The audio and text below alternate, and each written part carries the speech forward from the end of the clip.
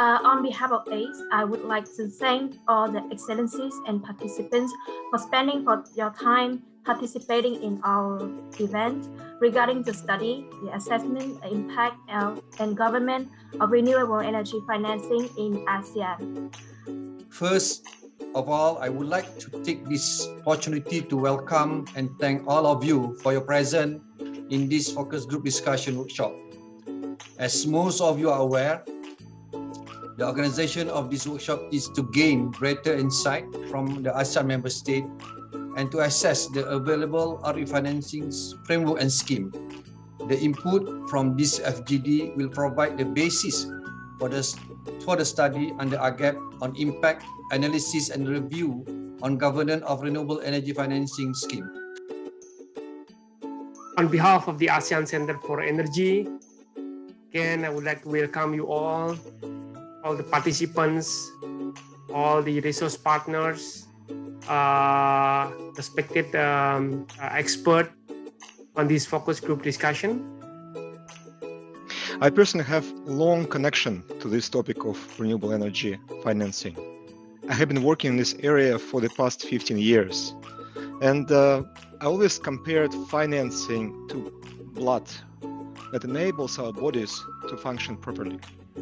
And as we have different blood types, we also have different financing schemes that work differently in different circumstances. Therefore, it's crucial to understand the local context and understand which policies, frameworks, innovative financing approaches fit best. So, to give you an overview, AGIP is jointly implementation program between ASEAN Center for Energy and the GIZ, which is funded by the GMZ, German Federal Ministry for Economic Cooperation and Development. So the objective of this project is to strengthen ACE in its role as a regional competence center of excellence. Yeah, ASEAN Center for Energy, as the initiator of the study, is an intergovernmental organization that represents the ASEAN member states' interests in the energy sector. With the political backing of the 10 ASEAN member states, ACE has evolved into these three roles. The first is as the catalyst to strengthen the energy cooperation through the management of ASEAN Plan of Action for Energy Cooperation. The second is as data and knowledge hub, and the third is as think tank. Next slide, please. So ever since the establishment, ACE has always put the cross-sectoral collaboration as the key to drive the policy implementation in the region. To show you the global trends of the renewable energy, we have now a very exciting times, unfortunately not for the good, because with the war on Ukraine, the topic renewable energy has gotten a totally new dimension, because the discussion is now not shifting away from energy transition from clean energy, but moving away from fossil fuels. The German finance minister has called renewable energy freedom energy. So we will use the World Cafe as the method, and I'm sure a lot of you are already very familiar with the World Cafe format. So basically, it's a very simple, effective, and flexible format to host larger group dialogues. The main idea about it is that you have a small group of participants, and because they're coming from different stakeholders and background, it's really rich discussion on different perspectives. So first of all, congratulations with your report. It's a very extensive report. And I think I agree with you when you said that really it's not financing that is lacking. It is really the projects. I would just like to add some things there. I think the project financing are available for utility scale. There is no longer a problem to that, because we have several years of a feed-in tariff regime, and therefore most countries really have adequate financing for contracted utility scale projects.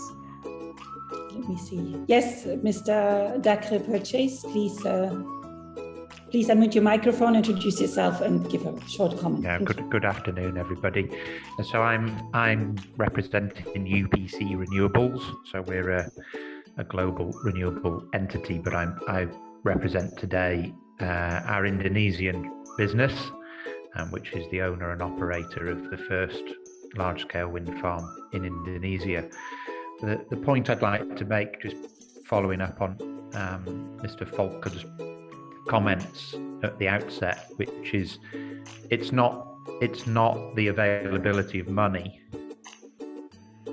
In 2 sessions, we came to the conclusion size matters, and specifically the smaller scale projects and the privately financed projects where typically multilaterals are not interested. They need the support because the banks need de-risking instruments that they first of all have the less risk involved, specifically if the players, the investors are new, if the investors don't have a track record, and if investors don't have that strong balance sheet and collateral which banks typically. So it was interesting, some colleague from Thailand was sharing that obviously in ASEAN, most countries are actually starting to move away from feed-in tariffs more towards auction system. And obviously there are some also big challenges with that more market-based tool. So she was also mentioning that perhaps to share experience across ASEAN on auction system could be quite helpful. On behalf of the Executive Director of ACE, Dr. Nuki Agia-Utama, I would like to thank you all for your participation and contribution during the workshop. I strongly hope that inputs and comments received during our discussion today will be further developed and pave the way for focusing the RE development through financing scheme.